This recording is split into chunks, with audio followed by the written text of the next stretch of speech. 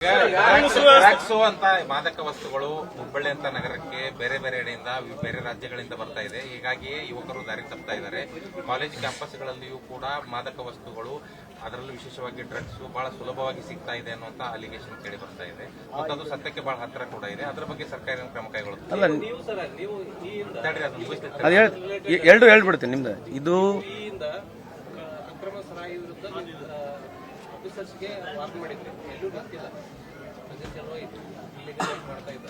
ಇಲ್ಲಿ ಅಕ್ರಮ ಸರಾಯಿ ವಿರುದ್ಧ ನಿಮಗೆ ಎರಡನೇ ಪ್ರಶ್ನೆ ಮಾತನಾಡ್ತೀನಿ. ಮೊದಲು ಕೇಳಿರ್ತಕ್ಕಂಥದ್ದು ಏನಿದೆ, ಡ್ರಗ್ಸು ಬರೀ ಕರ್ನಾಟಕದಲ್ಲಿ ಅಷ್ಟೇ ಅಲ್ಲ. I am not trying to defend. ಎಲ್ಲ ಕಡೆ ಡ್ರಗ್ಸ್ ಇರ್ತಕ್ಕಂಥ ಫಾರ್ಮಾಸ್ಯೂಟಿಕಲ್ಸ್ ಇವತ್ತು ಡ್ರಗ್ಸ್ ಬಂದ್ಬಿಟ್ಟಿದ್ದಾವೆ. ಪೀಪಲ್ ಆರ್ ಯೂಸಿಂಗ್ ಟ್ಯಾಬ್ಲೆಟ್ಸ್ ತಗೊಂಡು ಡ್ರಗ್ಸ್ ಯೂಸ್ ಮಾಡ್ತಾನೆ ಇದ್ದಾರೆ. ಸೊ ಇದಕ್ಕೆ ನಮ್ಮೆಲ್ಲರ ಜವಾಬ್ದಾರಿ ಇದೆ. ಡೆಫಿನೆಟ್ಲಿ ನಮಗೆ ಯಾವ ರೀತಿ ಮಾಹಿತಿ, ನಾನು ಎಷ್ಟೋ ಸಂದರ್ಭದಲ್ಲಿ ಮೀಟಿಂಗ್ಗಳು ಮಾಡಿದಾಗ ನಮಗೆಲ್ಲ ಮಾಹಿತಿ ಕೊಡಿ ಅಂತ ತಮ್ಮ ಮುಖಾಂತರ ಕೇಳಿದ್ವಿ. So at set I am not trying to defend government here. But ಇದಕ್ಕೆ ನಮಗೆ ಇನ್ಫಾರ್ಮೇಶನ್ ಸಿಕ್ಕರೆ definitely we can act upon it. ಈ ತರದ ಇನ್ಫ್ಲೂಯೆನ್ಸ್ಗಳು ಡ್ರಗ್ಸ್ಗಳ ಬಗ್ಗೆ ನೀವು ಕೇಳ್ತಾ ಇದ್ರೆ ಇದೆ. ಅದು I am ready to say that ಈ ತರದ್ ಇದೆ.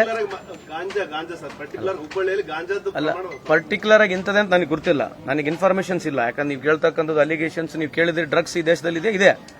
ನಾನು ಅದಕ್ಕೆ ಪೊಲಿಟಿಸೈಸ್ ಮಾಡಿ ಮಾತನಾಡಕ್ ಹೋಗೋದು. ಇಡೀ ಆಲ್ ಓವರ್ ಇಂಡಿಯಾ ಇದೆ, ಕರ್ನಾಟಕದಲ್ಲಿ ಕೂಡ ಇದೆ. ಅಲ್ಲ ಸರ್, ಗಾಂಜಾ ಇದು ಆಗ್ತಾ ಇದೆ, ಇಂತಲ್ಲೆಲ್ಲ ಮಾಡ್ತಾ ಇದ್ದಾರೆ ಅಂದ್ರೂ ಪೊಲೀಸರು ಅದಕ್ಕೆ ಕ್ರಮ ಕೈಗೊಂಡಿಲ್ಲ ಅನ್ನೋದನ್ನು ಆಪಾದನೆ ಇದೆ. ನಾವು 24 ತಾಸು ಜನರ ಲೈಫ್ ನಲ್ಲಿ ನಾವು ಮಾಧ್ಯಮದವ್ರಿಗೆ ಹೇಳಿದ್ವಲ್ಲ, ನಮಗೆ ಇನ್ಫಾರ್ಮೇಶನ್ ಅನ್ನು ಕೊಡಿ ಅಂತ ಹೇಳ್ತಾ ಇದೀವಿ. ಯಾಕಂದ್ರೆ ಸಾರ್ವಜನಿಕರು ಎಲ್ಲೋ ಒಂದು ಜಾಗದಾಗ ಇನ್ಫಾರ್ಮೇಶನ್ ನಮಗೂ ಕೊಡಬೇಕು. ಮಾಡಲಿಲ್ಲ, ಸಾರ್ವಜನಿಕರಲ್ಲಿ ರೆಪ್ರೆಸೆಂಟೇಟಿವ್ಗಳು ಇದ್ದಾರೆ, ನಮಗೆ ಎಲ್ಲೋ ಒಂದು ಜಾಗದಾಗ ಇನ್ಫಾರ್ಮೇಶನ್ ಕೊಟ್ರೆ will see to that this will definitely be acted upon.